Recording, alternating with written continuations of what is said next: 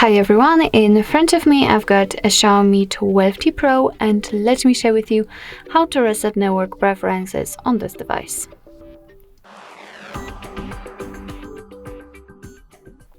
So first of all, we have to enter the settings, and now let's take a look at this section with the, let's say, connection options. Here we have to enter connection and sharing, and now let's scroll down to find the other section. On the third position we've got reset Wi-Fi, mobile networks and Bluetooth, so let's enter. And here your device will inform you what the reset includes, so it will reset the Wi-Fi, mobile data and Bluetooth. So the whole connection.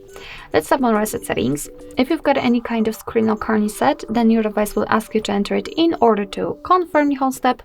And here we've got again, maybe not again, but here you've got the information that it might take several seconds and you are not able to undo this action. So just tap on OK if you're ready and just wait until you will see this information that the network settings have been reset successfully. So actually that's all. This is how to reset network preferences in your Xiaomi 12T Pro. Thank you so much for watching. I hope that this video was helpful, and if it was, please hit the subscribe button and leave the thumbs up.